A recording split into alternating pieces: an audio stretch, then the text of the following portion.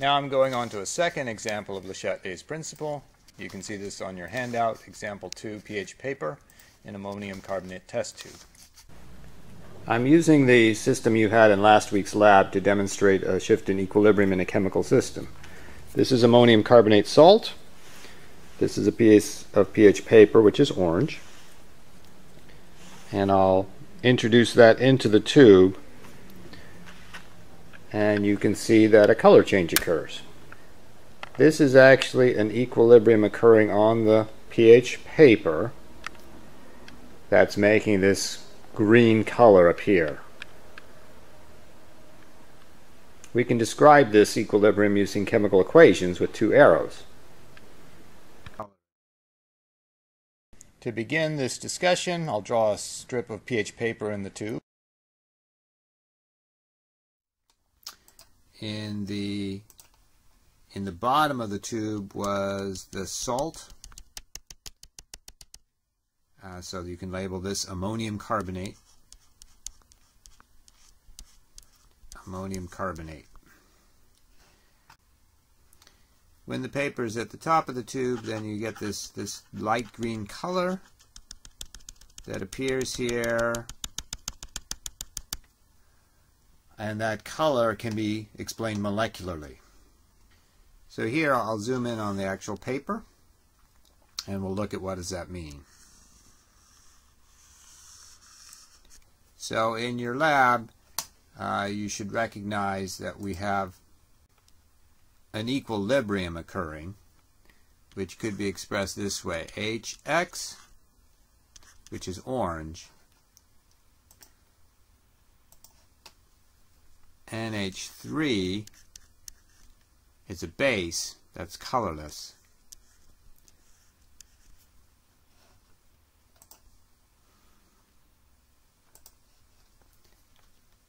X minus is green.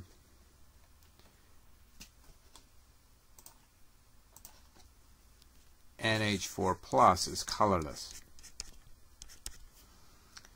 So this is the chemistry that occurs in the test tube here. NH3 gas does climb up the tube here. NH3 gas comes out of the salt, and the vapors partially fill the tube. Now the reaction on the pH paper results in this equilibrium as sketched here. So you can imagine that there are HX molecules on the paper which are orange. There are also the green form, which is the X minus NH4 plus. NH4 plus is not green, but the X minus is green.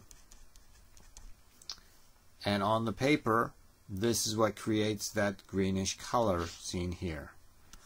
So this is pale green.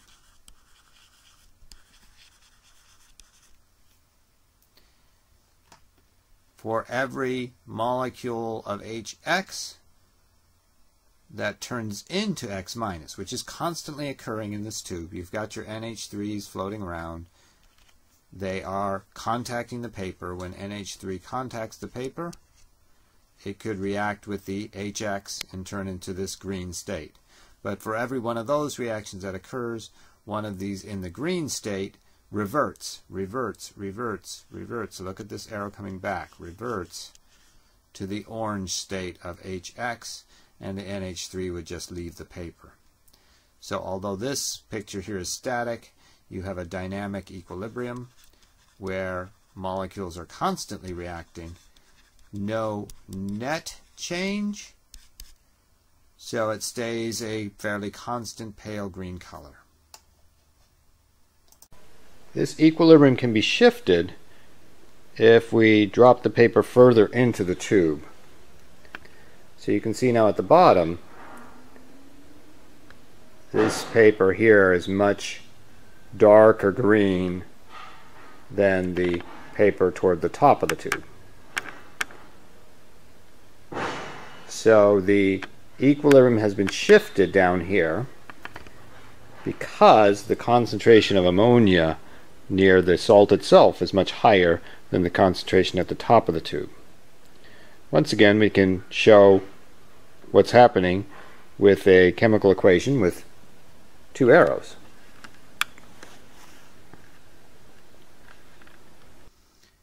Alright, scenario number 2 is when the paper was dropped into the bottom of the tube. Here's the salt, again, ammonium carbonate at the bottom.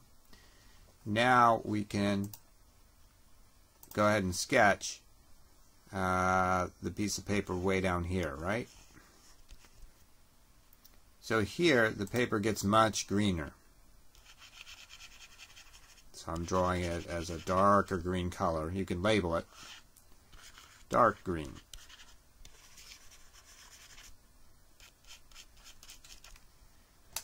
The reason the equilibrium has shifted is because if you were to look here at the bottom of the tube, the concentration of NH3 is much higher at the bottom of the tube. So as we get to the top of the tube, they're spreading out.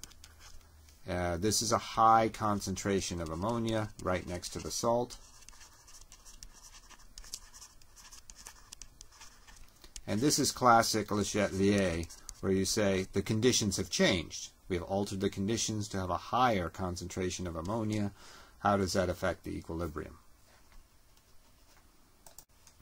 So now if we look at the pH paper molecularly, here's the pH paper. I'm going to draw this one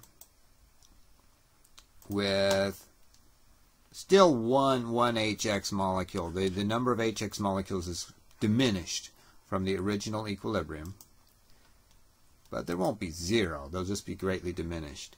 And then I'll have most of them in this green state where the ammonia has, in a sense, exposed the color of X. Okay, so that's a reasonable representation of the molecular equilibrium on the pH paper. You can see most are in the green state. That's what gives you this dark green color. There'll still be an occasional one that's in the HX state. This can be explained with arrows. HX is reacting with the colorless NH3. But in this case, I'll draw the NH3 as this enormous NH3 to represent the high concentration. In a sense, that makes a kind of a pressure going this direction.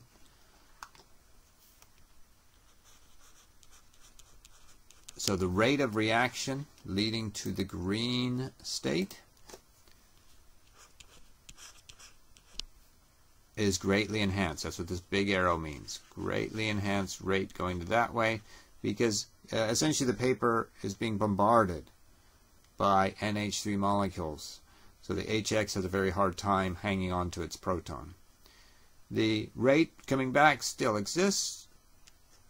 It's a normal sized arrow, and that's why there will always be a few of these HX molecules in existence. They just don't last very long in that state. They quickly get converted back to the green state. That's why perhaps 95% are in the green state, 5% in the orange state.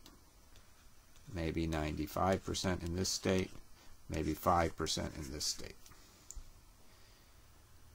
All right, so the equilibrium has shifted to the right because of the increased concentration of the NH3. How about due to increased concentration of NH3? Period. Change the conditions, increase the concentration, equilibrium shifts in a predictable fashion, leading away from the increased concentration.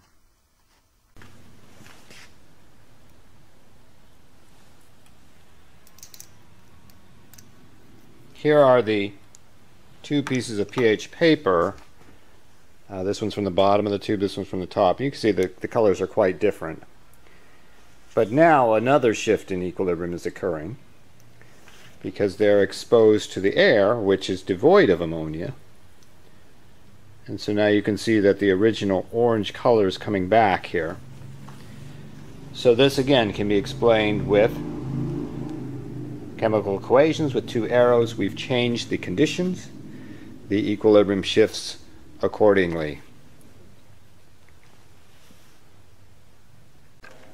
So now you can see they're back to their orange color. A couple minutes have passed. Scenario number 3 talks about when you take the pH paper out of the test tube. So here's the original pH paper in the test tube, and then it comes out of the tube. In the tube, it has that light green color. And out of the tube, it turns into just plain orange pH paper. There's no green left.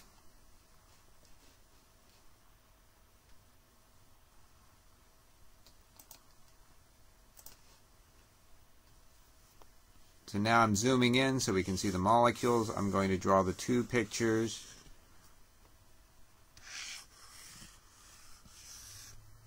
So I'm actually going to let this one be the orange one on the left. It'll match my original equation if I do that. So here's HX, HX, HX, HX. This is the orange state, which is the ending state. The original state will be the green state, light green, and that has some molecules in this green color.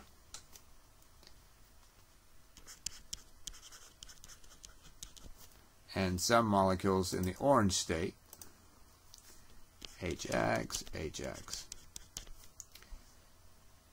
So taking the pH paper out of the tube converts it from this green state to the orange state. Let's go back to the chemical equation and see what's happening here. We have HX reacting with ammonia, but the idea of taking it out of the tube is that the ammonia is really low here. Essentially zero, because the NH3 is drifting off into space. And so if you say, what is the concentration of ammonia near the pH paper, it's essentially zero here. I'll say it this way, very low NH3 concentration outside the tube. So inside there was a decent concentration of NH3, which got very high near the bottom of the tube. But outside the concentration is almost zero. So I've drawn a tiny, tiny NH3 here. On the other side of the equation, NH4 plus and the green X minus. So NH4 plus and X minus on this paper here can react with each other. So I'm drawing a nice healthy arrow coming to the left. But essentially, since there is almost no NH3, the arrow going to the right is minimal, perhaps even non-existent. You can make an argument for non-existent because the NH3 leaves the vicinity of the paper. So in this situation, you should see a shift to the left, a marked shift to the left.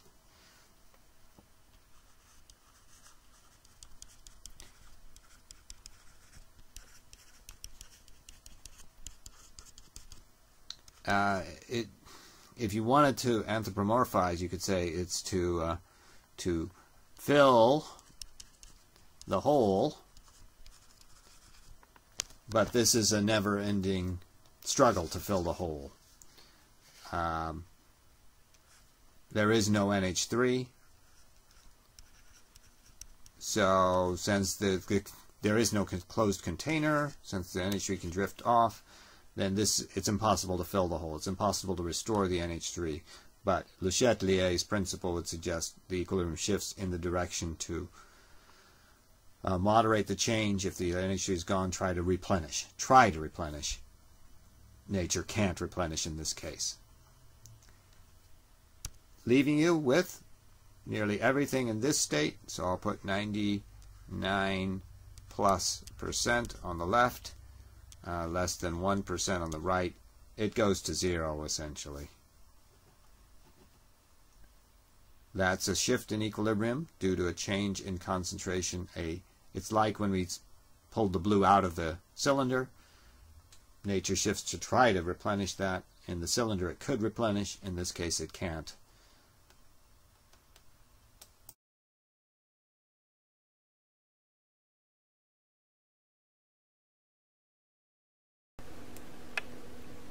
So in this environment, equilibrium favors the green state.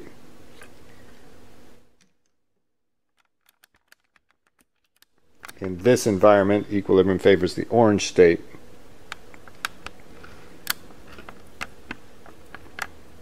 In this environment, we're kind of halfway between those two states.